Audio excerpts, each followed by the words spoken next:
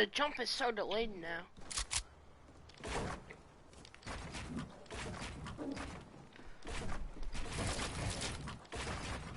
Oh! Face away.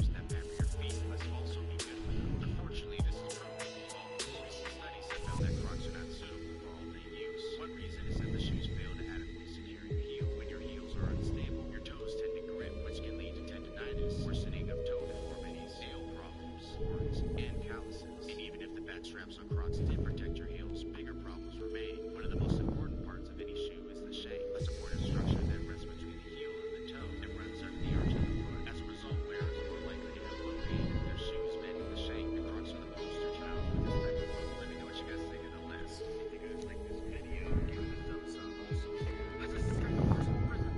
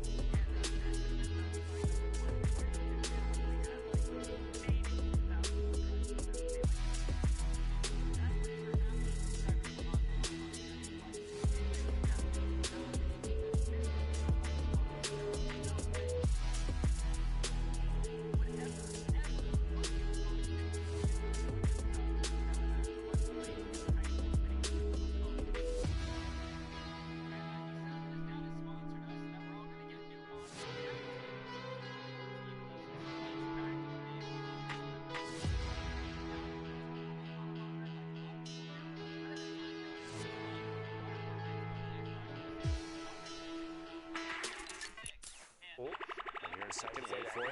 Straight line. There it is. The countdown, and they start beaming. Looks like all the way to white damage at this point. The knock. Kakarot away from his trio. Is caught on the outside, quickly eliminated as Obed and the other teammate sitting on top of that campfire at this point. Really weird that he didn't cover his back. Like, I figured at least would have, like, tried to ramp push himself forward a little bit or, like, just toss a wall in that direction, but it seemed like he couldn't really tell where it was coming from. You'd expect even the reaction speed from a competitive player in Fortnite right now, like, you get a shot and you're not 100% sure where it's coming from, you're going to spin and burn the 40 materials literally just to put up the walls in every direction. No reason not to. Worst case scenario, point your head straight down and toss a cone on your head. Yep. But now honestly, I hate these fights. These fights irk me more than anything because there's so many spots in Shifty where there's a lot of little angles occupied. But now a great little hop through for a Clipper, but then he gets clipped himself. Die Pancake trying to do everything, does pick up Adapter, and that's another trio going down. So now 3 elims for them, but 2 revives that need to happen. And there's a number of teams there, but Pancake will be playing Medic and get this one taken care of. Well done on his part. 3 eliminations now, 24 points total. We're at 27 trios. Storm Surge is coming into play now. 77 players, which means 7 more need to go down before that stops being an issue. But for this trio down here in the bottom of Shifty Shafts, they are free and clear. Over, I think, 190-ish damage above the threshold. Trio from Sam, I believe you picked this trio as your favorite. The Middle East right now, Hunter, Flame, and Prime here at the skeleton of the monster. Yeah, so they were the only trio to take a week away from Fiesel and Klops, but again, like we said, they had played with two different trio partners there, which kind of led me to edge more towards these guys.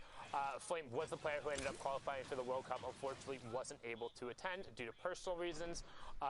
With that being said, seeing him kind of grow on the Middle East region, kind of bring this trio up, he's definitely the anchor here. He's able to pop off in so many circumstances, but the fact that they are very consistent in their discipline, and I think they perform slightly better in kind of these tight heat scenarios, and I'm just excited the fact you see them sitting on 42 points. They are towards the higher end for what we've seen in these matches, so assuming we'll see them in the grand finals tomorrow. Good chance they make their way on through. We are still in game 4, so even after this one completes, 2 more games remain for this Middle East Heat 2 group. We shall see. At this point, yeah, here we go. Little box hold. Going to pop that edit and sit and just look around, see if there's anybody on rotation. Comms between this trio while they're sitting here on the northeast side of the next circle. You have 1, 2, 3, 4, 5, 6, and maybe 7-ish trios in roughly the same area here. I would say especially the 2 trios to the north right now, looking down from above, they are definitely in contention to take shots as rotations start to occur. But here we go. Hunter and Flame. Hunter dropping a couple of those grenades out. The shield bubble goes down to stop any further aggression for even just a moment. Very good call there. You don't want to lose too much structure, especially to those GL shots. Get a little bit of splash damage going. A couple shield breaks. You're going to see aggression in this trio here in a second, if it happened. So honestly, I'll trade. He had 7 grenades before, so he threw 1 more back in the chamber there. Now he has 3 max. Not sure if there's other explodes across the team, but they pulled zone again, and you burned a bubble shield for not a ton, right? The grenade launcher would be great in a circumstance to force another team out, but that's effectively what they're trying to do there. And instead of trading it for mats and maybe a couple tags, you get other team's bubble shield out. So not too bad, but the push coming in on the other side as that Zapper does get armed, but grenades get thrown out the other way to try and equalize the fight. Press is coming through. Hunter, however, on the backside, edits back out. Akator gets picked down. Oh my God! Rakan gets mowed down right there. A super aggressive edit coming out from Hunter. Prime, unfortunately, does go down. However, we've seen before with this team that Flame and Hunter are the backbones. Every single time in the week they won, it was Flame and Hunter putting up absolute numbers. Not to down talk Prime or anything, but they are not unfamiliar with the situation. And the fact that they pulled zone again and they're able to rotate through, I'm still confident. Right now playing like legends, holding it down here still. 2 eliminations. Prime is out of it at this point. Going to go for that quick edit, reset the trap on the wall. Looking to see if he can find it. Can indeed. Lesix is eliminated. Seal off the top of this box that they're sitting in and rotate around. They are, looks like, safe now in here. Chance to pick up the car to potentially make a push. If there is even still, I don't think there is a reboot van in the safe zone. Maybe Shifty, depending on once we see the full map, we'll have to take a look. Shifty might be the only one, but at this point, that's too far of a rotation. There's no need to worry about that. Nightmare, Ranger, Obito down at the bottom here in the river.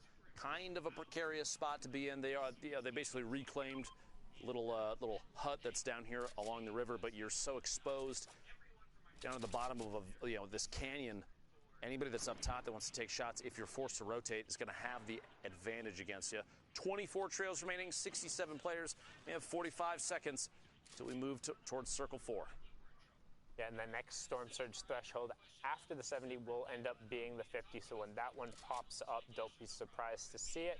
With that being said, after the fight with the Sam Trio, they basically had an extra 1K mats laying around. So the next zone pull, if they pull zone again, they're in such a great position. But otherwise, they still have the opportunity to kind of branch out tunnel and have a slightly safer rotation. What we're really waiting on is there's not going to be a whole lot of action for the next 20 seconds or so until that zone settles and it moves. Everyone has basically staked out their territory. We've seen a few pokes back and forth, but right now, since no Storm Surge is active, some grenades coming out right now. Oh, and this is something I want to talk about right after they go through, because we've seen the rise of the Solari nade, which is a little bit like this, but here's Godlike and Tyrax, who we saw with that early 2v3 turnaround from Godlike, trying to go on the aggressive here, and they've separated this full trio, knowing they got that. Nightmare, unfortunately, gets his ramp block, but that's not his metal wall, and that's going to complete. That's a launch pad burn for nothing, and now he's been completely segmented off. They are in zone, and it's down. Great 100 tech, picks up Tyrax, but then Godlike picks it up, does cover his back, will try and get the conversion through the siphon. Can Godlike clutch it up again? He wants to get back over his teammate. Nightmare does get the conversion, and he's safe, but now what can you do as the other trio starts pouring in shots? Shield tags coming out from Ranger. Obito over there as well, but as the zone settles, if he can branch out even a little bit, he should be able to disengage. Some nades come flying in, but now it seems like they've mostly given up the fire as he's disengaged down into the water. As I say that, this might be some of the most aggression we've seen between two trios that, honestly, with the position that they were in previously, it even surprises me that they pushed for this, because coming from the west side of the river, they didn't even have to get in there, but Tyrax gets capitalized on, goes down, Godlike, Tyrax, the trio eliminated. But I'm just saying, like, they were a duo and they just pushed on a trio and they didn't necessarily have to. It was a chance for eliminations, and it ended up, it got them one, but it paid the price. Now they're out of game 4. So what Obito did there, it was sick, by the way, because when he put down the metal floor as the revive happened, both character models stood up at the same time, and they were force phased through. Yep. So you either crouch down and they own the wall and you can't go anywhere, or you're just stuck with a wall blocking basically the entirety of your screen, and you're looking up and getting headshotted, which is what ended up happening there. But the aggression coming out from a singular nade tag when you pulled zone again, yeah. like, if the PG boys had just boxed up, like, they'd be set. And they'd be good, but the aggro coming out, trying to play the aggressors, did get the pick on the Nightmare, but Ranger and Obito saying, nope, not today. They'll get that one. Now going all the way back. So the Solari nades, right? When you line it up, it's 300 damage of explosives coming through at once. Have you noticed that every single time somebody's on the receiving end of the clip, they're sitting in a wood structure in around zone 4 or 5? Yep. Yo, stop building your 4, 5, and 6 zone structures with wood. People are going to learn and then complaining eventually, about getting Solari nated. People are going to learn eventually. So build with metal, because then the first barrage comes through and it gets eaten. And if you can't throw another wall up after that, then you probably deserve to get hit by those nades. It's just tough because you're trying to sit on the metal until later in the game. Nope. But hear me out. I understand. You're trying to sit on the metal until later in the game. A lot of players at certain points will say, I don't want to have to worry about that as we go into the end of it. You know, they're going to start looking at eliminations as their source of material. Basically a replenishment. But you're right. Using the metal between 4 and 5 is probably one of the more important things if you think a nade barrage is going to happen, because if you don't prepare for it, that's going to happen. You're going to get eliminated. Your two options are either have a hard scout looking for pre-edited cones, because that's how you line it up, or just sit in metal. And I know, but even then, like, you could sit on top of a full, like, a singular metal cone in a 1x1 at the top. As long as you're in that, you're good from the first barrage, and then you can edit down and recone yourself. I'm just throwing it out there. 400 HP on fully built metal. You're not wrong. We'll say that. You're not wrong. But now, good rotation coming out here, utilizing the launch pad, and now we're pulling in towards the half-in, half-out zone that has the potential. I mean, this is brutal. You're half on a mountain, you're near tilted zone, so you're either running through the river while the billy goats are up on the side, or you're being forced to go over the verticality. So these next zones are going to be key. That's why you see people burning utility now to get primary positioning here, because you're either on the high ground or you're stuck. Ooh. Trying to take shots at more players rotating through. Carl, 1 elimination. Raid and Snoika, 3 and 1, so 5 eliminations total for this trio. 20 points, 20 trios remaining right now, 43 players. Well ahead of what the damage threshold is thus far, especially if Carl continues to hit tags, if they even have to worry about it at this point. Here we go, the next circle, looking at a northeast push back across the valley through the river. Just massive amounts of pressure. The minigun combined with a legendary AR spraying walls down. They're trying to seek out any damage tags they can, because they do get a knock, especially in a place like this. Everyone's basically pressed against the wall. You're looking at a chance where someone else is going to try and take shots at that too. Plus, Carl has 12 RPGs. Here we go. Wait for that edit. See if you can sneak one in and get a ton of damage. You have 12. You need to start firing these off. Honestly, take them with you. Oh, there you go.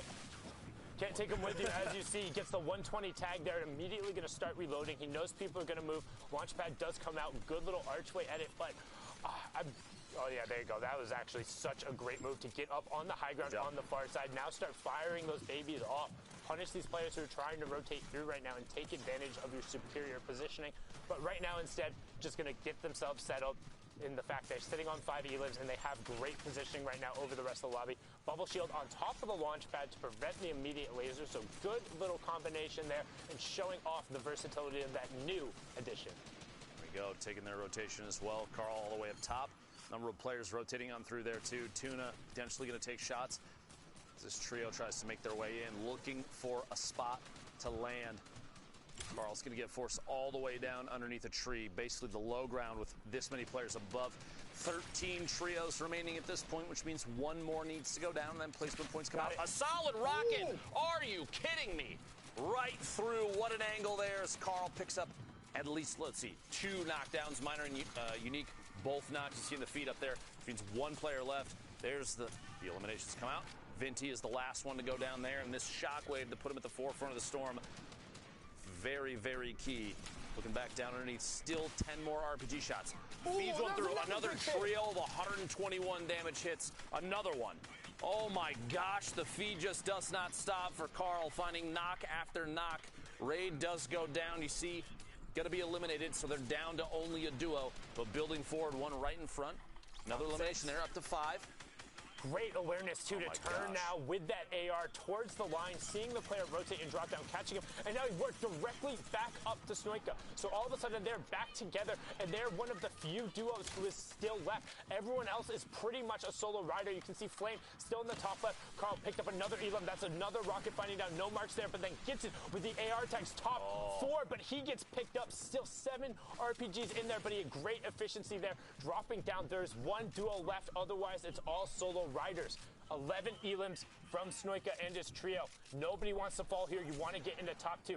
There's elim number 12. There it is, and there's top 2 as Ziad goes down. It's Obito versus Snoika there. Can he close it out? Unfortunately, pinned against the wall. You have to go forward. 7 HP, but it's a wall of tack shots coming up there, sprinting straight into Obito and Ranger, the duo who is able to clean up that fight in the river, turns around the resources, runs the lobby. 13 elims, 15 points for the VR, 28 points there. That was pretty impressive, Zeke. What do you think? I mean, look, anytime you can knock out 28 points in a single game, you're feeling pretty dang good, and I'm pretty sure the Ranger trio here was feeling pretty good after that. Now we're back here. We're joined by Shai because he's got some pretty incredible plays to take a look at. Yeah, the main thing with Obito that I saw was crosshair placement. It was actually insane from what I saw. The way he kind of manipulates each environment he's in on where he wants to place his crosshair is amazing. So we're going to break that down real quick. We're going to get into it and see exactly how things go. Checking out the replay right now, we're going to be in Tilted Town with Ranger. So at the moment, he's going to be looking top down, making sure his crosshair is always in the middle because he knows builds actually won't come out. It's really cool to see as well, dynamically switching his spacing on where he is. We'll see a shockwave or an enemy come out from the actual house he's in. Instead of fighting him, he gets boogie bombed. He's going to go up, make sure that whenever he's going to be pumping through, it's going to be a guaranteed headshot from the top down. More pellets will actually hit in this engagement. So very good, very fast cleanup. You'll notice every pump shot he takes is a direct over 100 damage because of where he places his crosshair. Right now we're checking out his another person in the region as well. He's going to be going up and around Thunder. Carl actually moving in and out of his box on different layers. You'll see that he actually sees a lot of the zone, so when he actually jumps up with the shockwave, he can see exactly where he's going. Then we tune in back with Obito, just standard up end game, but once again that crosshair placement from both these trios, knowing exactly what layer they're on and where to look. There's no confusion whatsoever on exactly what is going on. So off mid ground, you want to look up a little bit, but most of the time your crosshair tilted down, looking exactly where the enemies are. Another plus 100 pump coming through. Once again, no confusion. RPG, look for more elim points down below. Easy shots taken, a little bit of an overpeak, but the clutch factor is always there. Once again, positioning perfectly, taking your time. The crosshair, I will keep stressing it, is so good. Just being at the perfect position possible. Less work for you, more expected, insane plays, high accuracy. It's amazing. Man, Obito, Ranger, and Nightmare. Now, Nightmare unfortunately was taken out, but still, An awesome game from them. 28 points. Obito really manipulating the chakra of his enemies there. If you get it, you do. If you're not, that's okay as well. With that, he got it. With that, we're getting ready to hop into another round of games. We're going to be jumping into game number 6 of heat number 2, if I'm correct. And I believe that's going to be Monster, D-Face, and I. Is that correct? Monster, is that you? Oh my gosh! Wait a minute. We're not the same Wait a minute. No, look, I have different clothes, we have different facial hair, we're two different people, brother. We're two different people. Oh my gosh, I thought it was just me and me there for a moment. My bad. Apparently you and I are actually two completely different individuals with different voices. Now you know. Fortnite fam, we're getting ready to jump into the next set of games. What do you think so far, man? So remember, these games happened this morning, but what do you think about the Middle East? They literally have me breathless. It's been a lot of fun. No, honestly, watching the games unfold, again, we talk about a lot. Watching a new region come up, and have an opportunity at the spotlight, it's been a blast. Well, let's not wait any longer. We're jumping into game. Here we go. This is game number 6, I believe, of heat number 2, if I'm correct. We're jumping into all of the action right now. But yeah, man, Middle East is absolutely insane. The precision, their accuracy, their aggression, like, they are out of this world. And it's kind of crazy to think, like, they've been on this forever, you know, and now we actually get to see it. They get to show us what we've been missing out on. And that's what's kind of cool about Fortnite as a whole. It's a global competition, right? So being able to add another region and then be like, oh, hey, what's up, Fortnite fam? We are also part of this, fam. We are here. We're here to play. Let's show you why. I mean, it's just impressive. That's right, and we've seen a couple stars come up. Even our predictions aren't necessarily as accurate as we thought they would be. It could just be because, obviously, we're taking a look at this is just the first heat. Regions, right, and even right there, Sam Hunter. I know that was like Sundown. Right, so like today, when the stakes rise, right, and then things are a little more intense, these heats are coming out, we're seeing new faces come out. And that's what matters, the players that can perform under pressure. It kind of reminds me like way back when, and you know, shout out to Fulmer. I know he pulled through in the trios division for this recent one, but Fulmer did a fantastic job in the opening session of the Winter Royale, but then he couldn't pull through in the finals, and we've seen that kind of happen. So sometimes when the pressure's on, people have a harder time. So, you know, we'll start to feel it out, see what happens when the high stakes are up, almost the same way like can Mitra, Mongrel, Benji pull it through again, which we know they probably will, but it's when the stakes rise, who comes out on top. Those are the real champions. I think Sundown pretty much puts it best. Some days are just not going to be your days, and some days of Fortnite for you will go unbelievable. You'll find your golded out